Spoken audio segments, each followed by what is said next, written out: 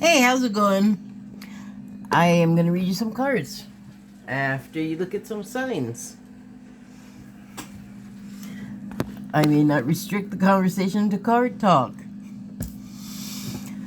Okay, so from the Shaman's Dream Oracle deck, I pulled the number 35 card, Stranger, and the subtitle is Curiosity.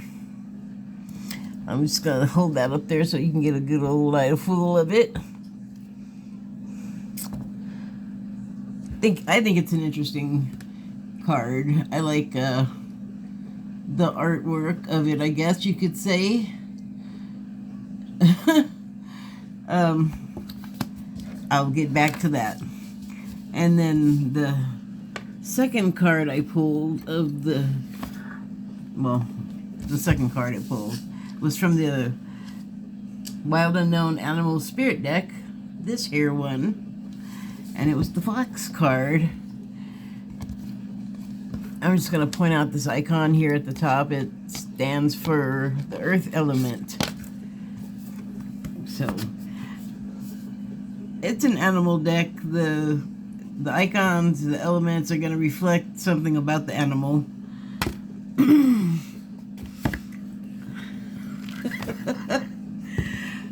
And then I pulled some other cards, and we'll just see how those play into anything, if they do at all. So I actually had something on my mind. Well, I have it on my mind a lot, but when I pulled these cards, and it was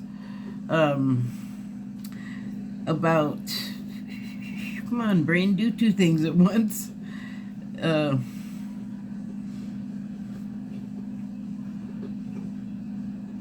Now I forgot what I even started off saying there.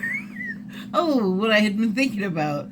Oh, and yes, I was like, I don't care if it influences the pull. I mean, it's kind of like just, it's my lane. Anyway, I used to think that, not ever thinking that I would actually live it, but I used to think like the post-apocalyptic lifestyle, life after a post-apocalypse, or after an apocalypse rather, would be interesting, hard, exciting. Like, I've watched a lot of television. In my current form, it would just be a terrible experience. It would not be any fun at all. If there was like rubble everywhere and you had to walk a lot and like no power and water not easy to get, and you think factories are running? Oh, not in my apocalypse. It's like a bad one. Finding food, oh my gosh, forget about it. And competition for everything, and just rogue everybody, because why not? No laws, no reason, except that I'm sure there would be those types. Again, I've watched a lot of television. Or, I'm using that as an umbrella term, by the way. Media. Reddit, too, a lot of it. And there's going to be your people that want to install themselves as your various types of leader. Your religious leader, your military leader, your crazy prisoner taker leader, like, you know, bad people. You have probably also watched some media. You probably have an idea of what I'm getting at. And so I used to think like, oh, that would be so fun and cool. Like, no, it would not at all. And just think, like, if it happened now, the way we're already so distrustful of each other and so suspicious of every difference, like, it's bad. It doesn't matter what it is, it's bad. And that's not right. That's no way to live. Like, whichever end you're on of it, I feel like that's no way to live. I mean, you're afraid of everybody or something, and everybody's out to get you, and you have to be like a militia and Oh my gosh. There's enough well, I don't know, does this even make sense? There's enough forced conformity going on or trying to happen to people as it is. No, thank you. And by the way, what if, like, just like in IRL, right? Someone right now that wants to stop what people are doing in their bedrooms, even though it's not their bedroom and they'll never see the inside of it, and it literally does not affect their life except for them obsessing about it. That is not right. That's not right either. Like, if you have all that energy to obsess, you can't think of something more productive to do it with? Like, more, like, I don't know. But I guess that is the kind of world dynamic that we have. We do like to prey on each other. Let's face it, we're the most civilized savages there are, aren't we? Okay, so I had that on my mind when I pulled this card. Not specifically when I was pulling the cards, but I had been thinking about it because of what I've been watching. Like, here I go. I've been watching Stargate Atlantis, and not Atlantis Morissette, Atlantis. And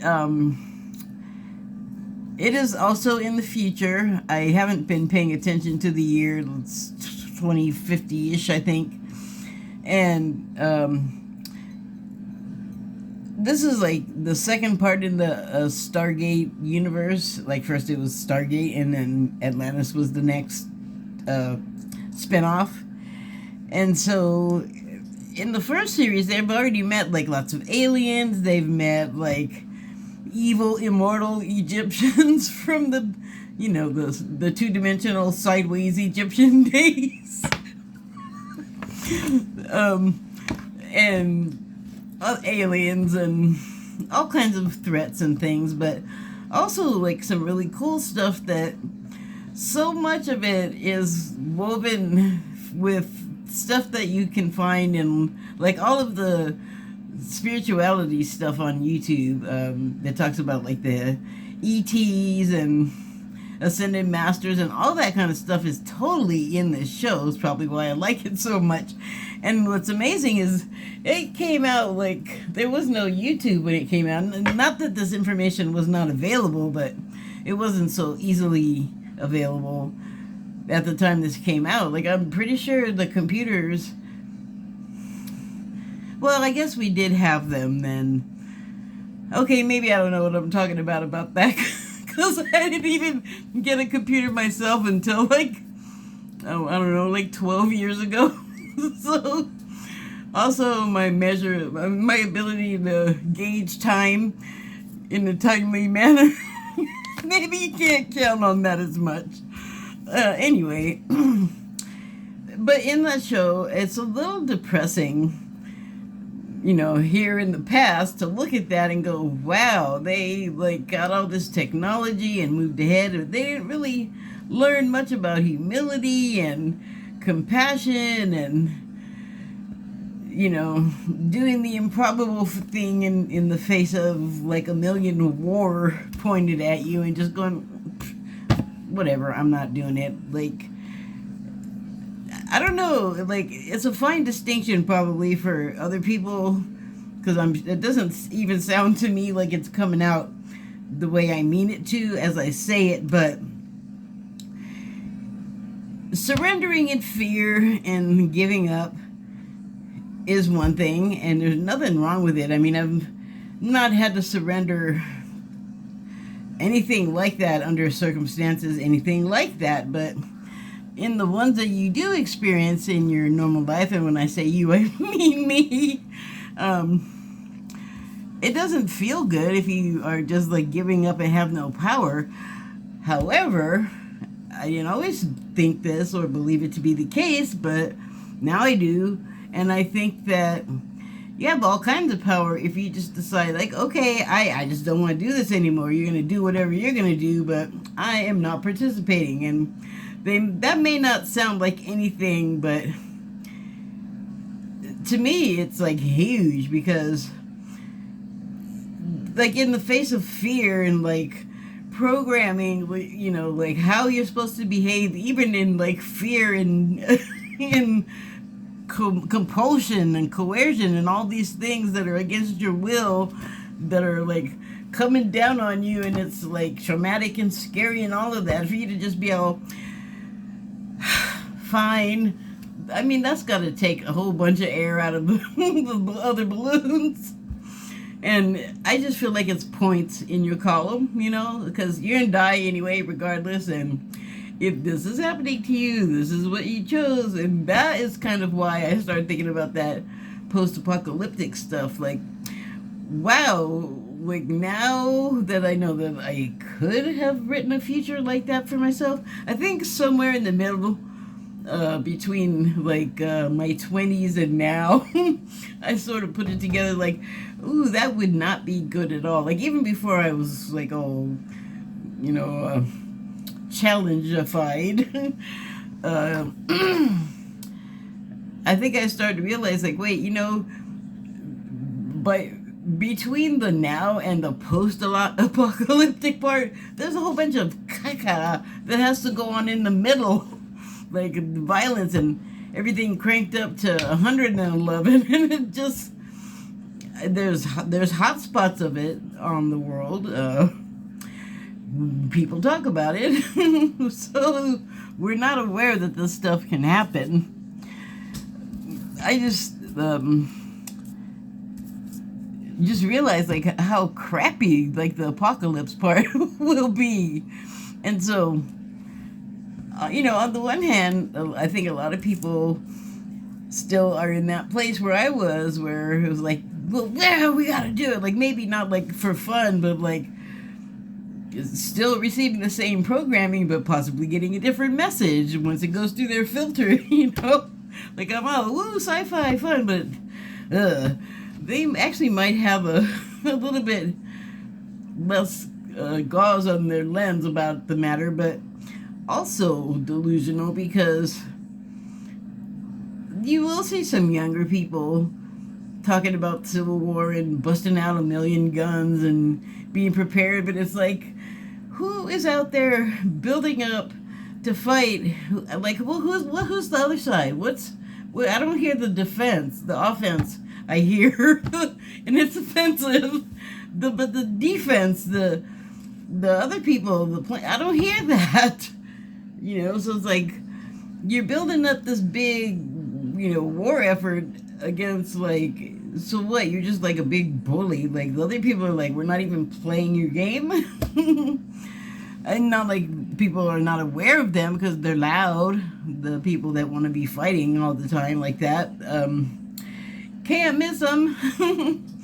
But what nobody is talking about is the missing part where there's not the other side. Oh, yeah, we got our stuff, guns and stuff. Whatever. Because I kind of feel like they're not participating. Just a thought. So, okay, maybe I'll just kind of wait till I'm done talking about this. But that kind of thing that you would want to take up arms against your own people, by the way, of your own country, who could literally be living next door to you. It's like, yeah, there's a big, loud, frizzing dissonance between me and that mindset. But I pulled this card, I thought, oh, stranger, and then the subtitle is curiosity, and I'm like, yes, if there were more people exhibiting some, and not the, like, search and destroy,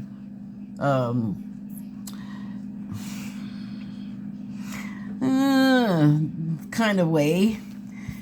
Not what I wanted to say. Not the word I was going for, but, like, just curiosity, like, what you're different, how so? And, like, explain what I'm seeing, if it's that, like, you look different, you have different clothes, like, don't shoot it, ask it what it's about. That seems pretty simple to me, but the programming I mentioned gets all in here, and it's generational too sometimes, so that makes it stronger. That makes it harder to feel like you can break free of, I think. And it makes me see a parallel with like gay people in a world where, again, it comes in waves, it comes and goes, but again, it's seasoned for like, we don't like the people that are LGBTQ, you name it. If they're not missionary position, heterosexuals, I don't even know what it is. Tomato skin. Then they have to leave. They are just wrong. So that's not right, in my opinion. There's all kinds of people. Even if everybody was exactly the same, they had the right color, whatever, and came from the right place and everything, if they did everything right by all of the rules that we have now, there'd still be something wrong with somebody, because there is always an element in our society that we made it like this. There's always got to be a scapegoat, some poor patsy, and I think it stinks. So I was looking at this, and the guy is at a pool of sorts, and I was thinking, well, he should have some sort of reflection of himself, which is basically what we are to each other, if we look at it in that way, I guess. But this dude is having, I guess, the dissonance, because look at his reflection. It's like all off to the side. Well, the text is sort of on top of stuff, but hold on, let me find it. You see there's like on the guy sitting there casting spells. He's casting doubt. He doubts what he's seeing there in the reflection. So here, I believe, like if you see there, he's got sort of like white, I would say clay or something that he's sort of marked his head with. It's sort of a cruciform shape. And then down here, it's like his body reflects all off to the side, all messed up, and you can see it has sort of a whitish, almost the same looking smear here in this head-shaped sort of section. And yeah, I mean, he doubts, he sees, like if I'm thinking about it as far as like your neighbor, looking at your neighbor and like being like against them for whatever reason. I'm not gonna fill in the blank. You know what people will say to each other if they don't like each other. They don't want to be around each other because of their whatever.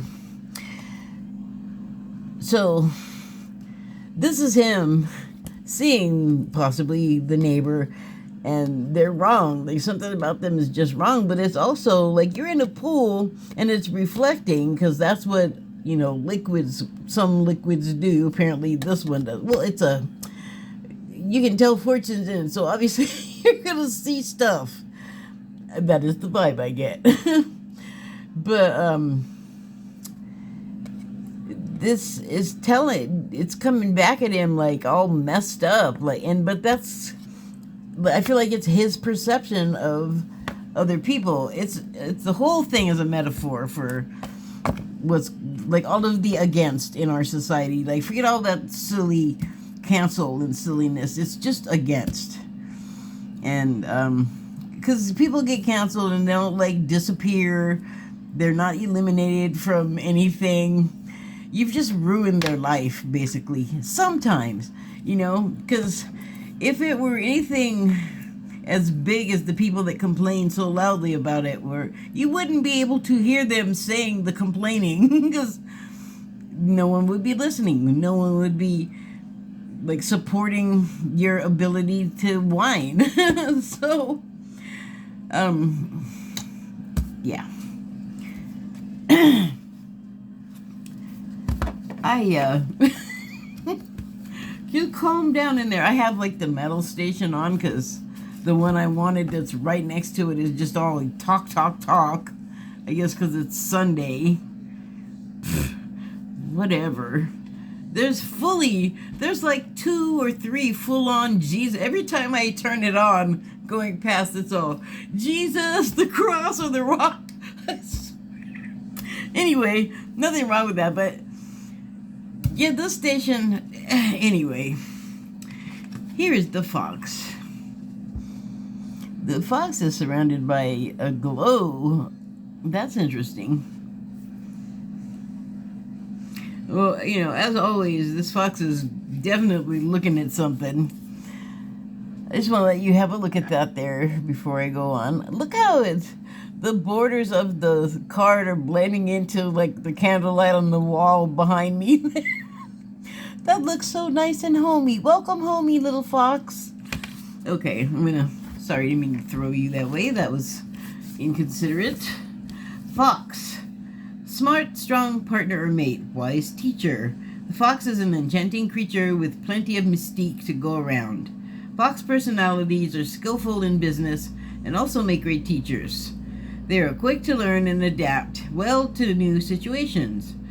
Foxes are ideal life partners as they commit to relationships for the long term, and their natural charisma keeps things exciting. Fox energy helps us stay true to those most dear to us. When this card appears, reconnect to those you love. Foxes don't do well when they slip away. When in balance, magical, ingenious teacher, magnanimous. When out of balance, sneaky, unsure of their identity. I don't know who I am anymore. To bring it to balance, partnership, connection.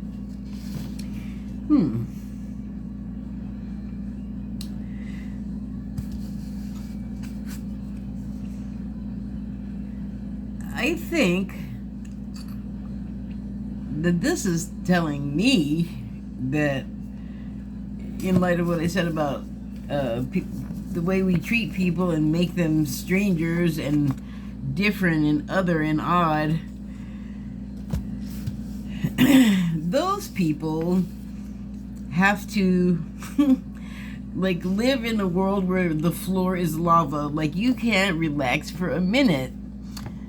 And when I say those people, since I was talking about the LGBTQ community before, I'll just go on in that vein. That's what I was trying to say earlier. In that vein, not in that way. Now I'm just throwing stuff. So,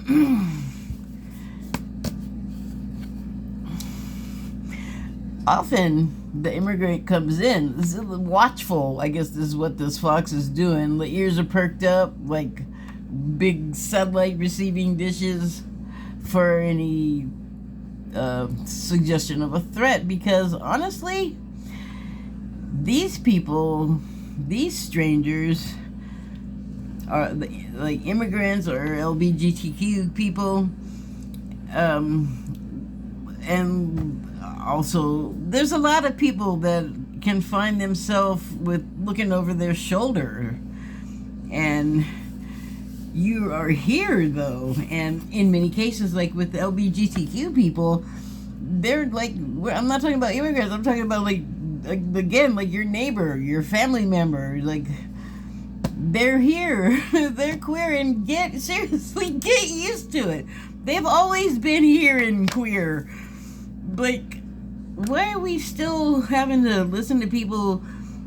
Well, because everybody's not on the same page. Fine, I know, okay. But can't they just catch up in their own time? Fine.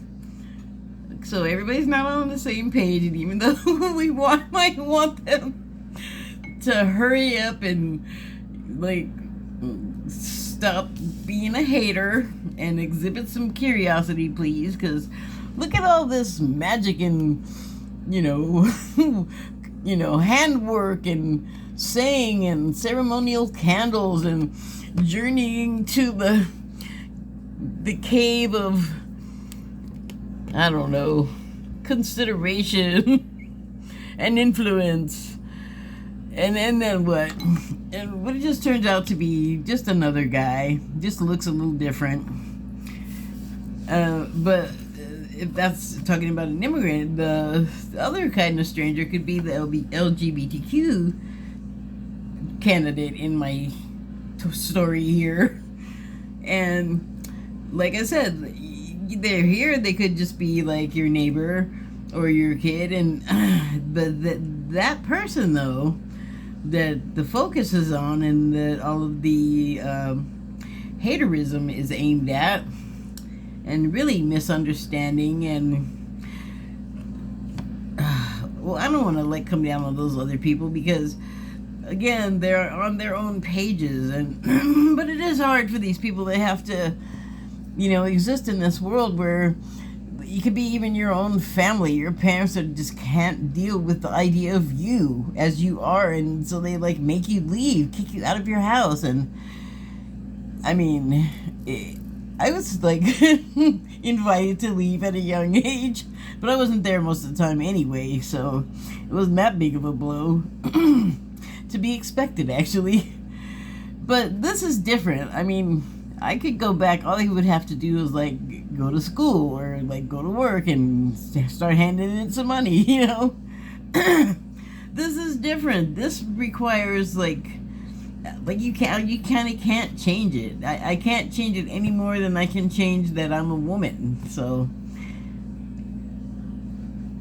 it's kind of irrational to expect them to, and so I guess that's where the whole it's a choice thing comes from. Although I don't know who would choose all that abuse. I mean, seriously, especially from your own parents. Like there's that wall of voodoo again.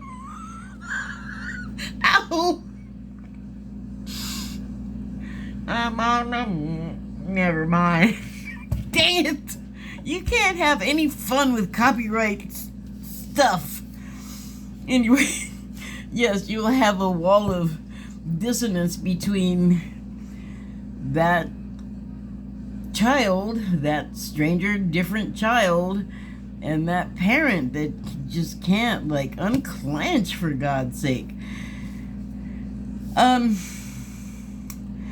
can't say, though, I know that it's really hard for people that, like, if you are the child in the situation that I was talking about, of the parent that just can't even, I mean, it's hard for everyone. It's like, imagine being like,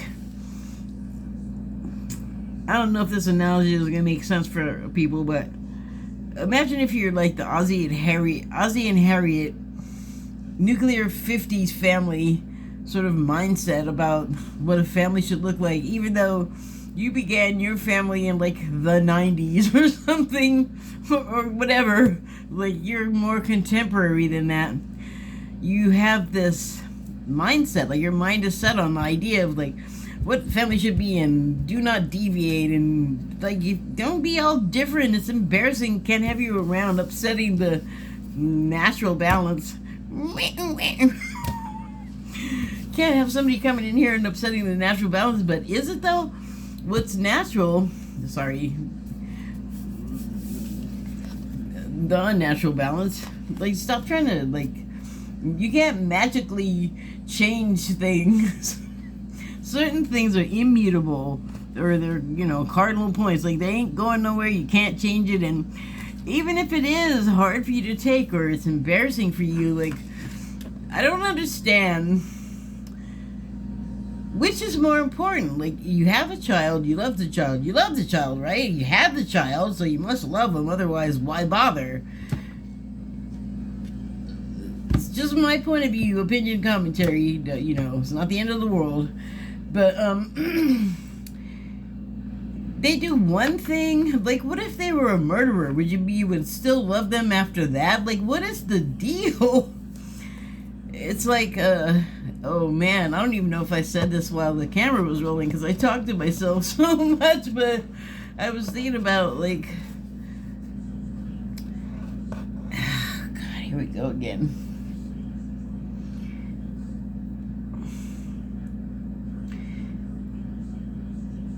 I can't remember.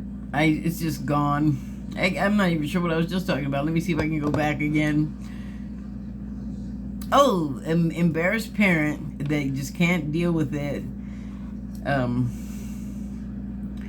But you know, like, what does that do to your whole mindset, though? That it's like, why? Oh, the loving the child after they're a murderer, but you can't love them because they're gay or trans.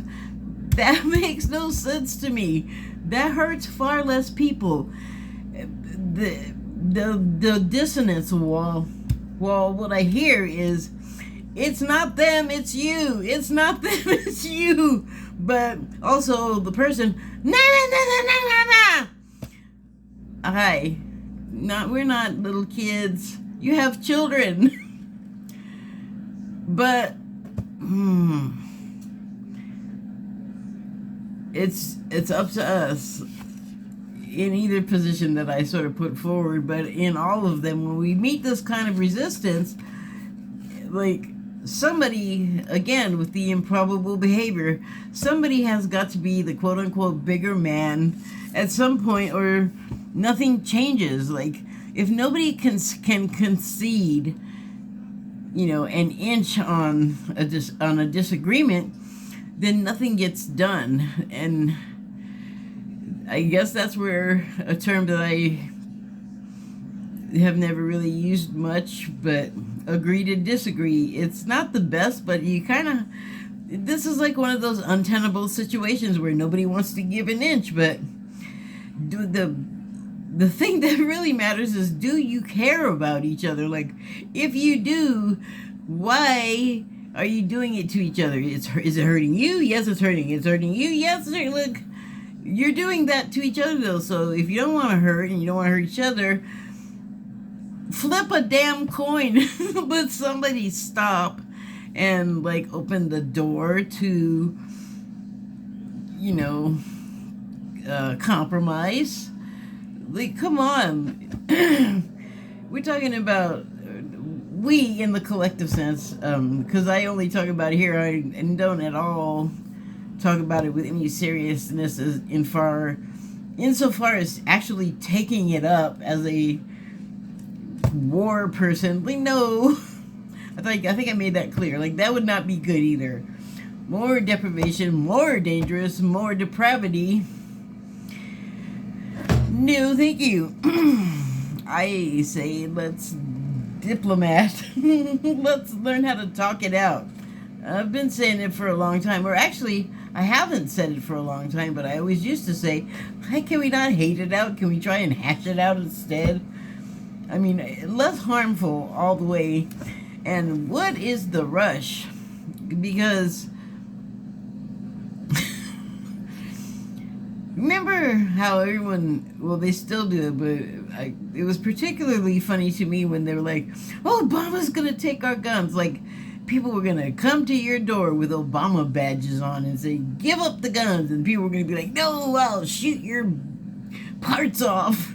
Like, before I give you my guns. And I'm sitting there going, that is the silliest thing. You think those people don't know? First of all, it's not going to happen. Secondly, the scenario is so ridiculous. You think they're going to go up there like Jehovah's Witnesses? Oh, hi, I'd like to speak to you about the good news of you handing over your gun, and like, unarmed, no vet. Like, yo, people are stupid. Well, which ones? Because the whole scenario's kind of dumb. But then, like I said, it's actually been around since before Obama. And it's just, like, Obama hasn't been president for quite a while now. Like, I think a president and a half at this point. A president and 3/4. And still, see, nobody has come to take anybody's guns. Because if they had, oh my God, would we ever hear about it? We would hear, I said I was going to give a compliment instead of talking crap about people that I don't necessarily agree with politically and perhaps find sort of irritating because of their tone and volume. But Marjorie Taylor Greene would be so incredibly loud and just decibel busting about guns being taken, if it ever actually happened to someone. Oh my God, can you imagine? So, about Miss Green, I would just say that she is relentless. Like, if you just want somebody that'll go and go and go and never stop on your side, she's like a xenomorph, and there you go. That is something that she's good at. So, but yeah, it's not happening though. Like the war thing, no. Well, if people decide to go out and start doing that, what it would be is you'd be murdering people, and then you'd be in trouble with the law. There would be no war authority or any of that garbage. You can't just be all, I'm in such and such a group, and we decided, like, you have none of the authority to do that. You'd just be terrorists and people assaulting people. Like, it's crazy, silly talk. And anyway, how does that help us? Then everybody's still just mad even more, because then you killed a bunch of people's people. Like, not thinking it through. Anyway, that's not progression. That's not forward motion. So I pulled these other cards yesterday, and I was like, this makes no sense. Now it does. For one thing, can we get off of each other with the judgment? It just causes all kinds of problems and confusion. Like, you don't know, try asking. And we get so, like, crazy about, like, what's going on in other people's lives and in their private homes and in their bedrooms. Like, and I'm like, do you ever turn the mirror at yourself when you're saying this stuff? And this does not indicate that kind of self-awareness.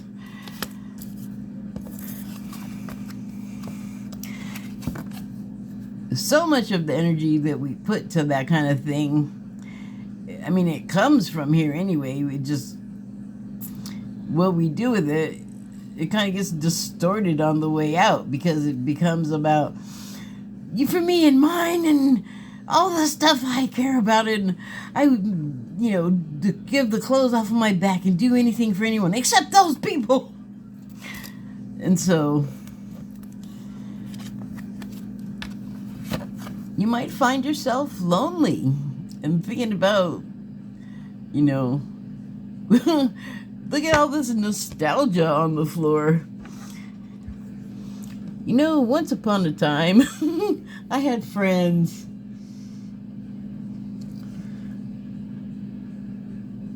What are those? I don't know what those sticks are she's got. I don't know if they're like some kind of defense things, or they look long for juggling sticks.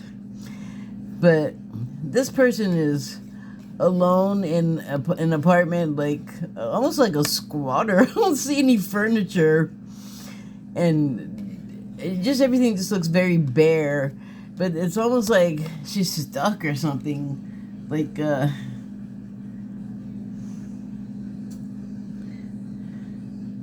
oh yeah.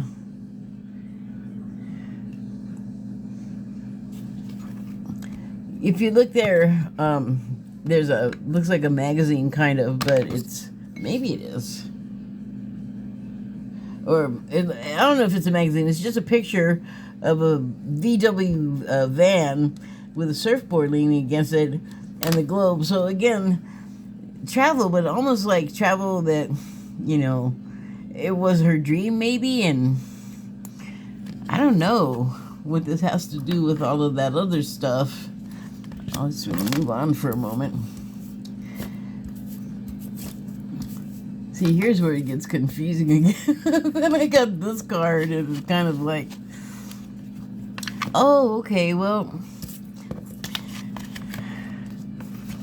the person wishing for all of that stuff, I was just talking about, like, the one that wants the way things used to be people, the good old days people, but every time they mention it, it's like something terrible, like the 60s when a bunch of people had no rights and a bunch of people were getting killed, and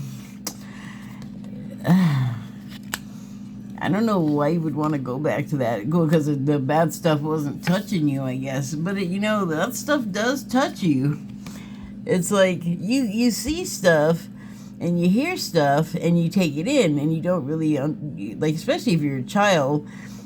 But also as an adult, like I've been saying, like adult people I've been talking about here, that stuff's just not quite getting in. But maybe it actually is. Because seeds get planted and it does take a while for a sprout to come out of the earth. And the thing is the time that it's taking going from seed to sprout is sort of like the unseen workings of your mind, like you're not, when you're making I've talked about like changing your mind, but this is a little bit more than that. This is kind of, mindset. I don't know. You decide if it's changing your mind or more. I think it's a little more than changing your mind, like changing a lifetime of mind. And, it might be kind of like, it might like put you out of commission. You might not know what to do with yourself. Because you've made you've already contemplated making a change over. Please, for the sanity of everybody else, change. Because that's kind of how it works. We all got to do it together. But we all have to do it individually together. If that makes any sense. Like, tend your garden, and then all of the gardens should, if the plan works, come together to be fruitful all at the same time. But if you're making a sudden transition or a grand transition from darkness to light, from hate and suspicion, and thinking that everybody's a dang stranger out to get you, that you gotta fortify your protection against, maybe take a beat. Just let it all sink in, and relinquish the desire to keep chasing after these things, and like a thief in the night that are not yours. Like, get out of your head, out of people's bedrooms. It's not good. It's not good for you to obsess about that kind of thing. And it's not good to obsess about what's wrong with other people, because if you're not already wrong for thinking it, you're going to make yourself wrong for obsessing on it. And I just want to say about this card, when I was pulling these yesterday, first of all, I only wanted to pull like 6, and then like 3 or 4 more came out, and I just took them. But this card I had pulled the day before, and I thought the first time it came up, I had just put it in the deck. I just did one little click shuffle, like a couple of times in my hand. And it popped out. I'm like, oh, it's too quick, and I put it back in. This thing came out 3 other times before I finally pulled, or 2 other times. So on the 4th time, I was like, okay, I'll take it. I ended up getting worked into the conversation though. So my closing note is, before I started doing this, I like to watch a bunch of stuff. I've talked about this before. I would be doing it anyway if I were not doing this card thing, but it ends up like whatever, even if it's not on television, like just whatever I encounter throughout the day before I actually read the cards, between throwing them and then when I get to the reading part, whatever happens in between somehow ends up in here. And so I had watched what I was going to watch. I saved a couple of things because it's not early anymore. But TMZ had come up, and I thought, oh, well, what could be in there that could be of any use to my reading? Ha ha on me. So the opening item they showed was they had footage of the aftermath of the shooting. Oh, they had some of the shooting, I guess, too, at that Kansas City Chiefs after the Super Bowl rally. Just like the congratulations parade or whatever. And I guess there was a shooting.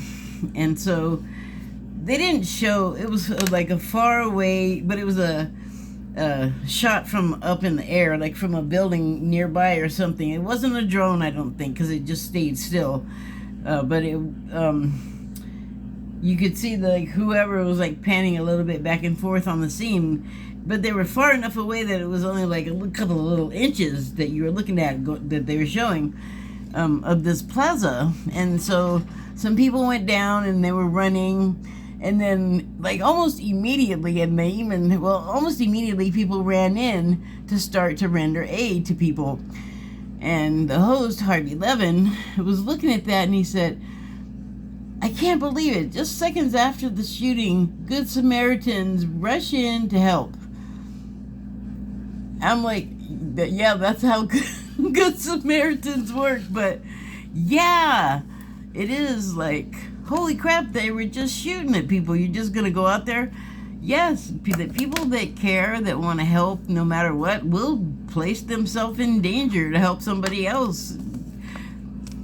It's a crazy human instinct, I guess. So I'm glad that I watched that.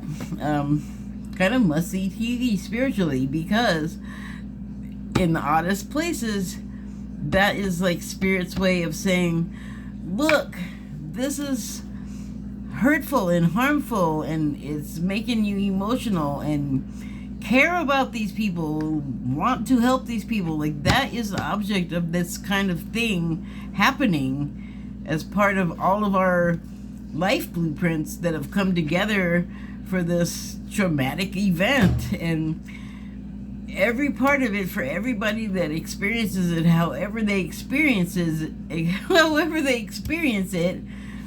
it has an overall effect on the collective consciousness. And so what does that mean? It is the difference between looking at it and going, yeah, got them, and oh my God, that's horrible, we have to help them. It's the difference between those two dynamics. And I think Spirit really wants us to focus on the second one. So that's it. Thank you and good night.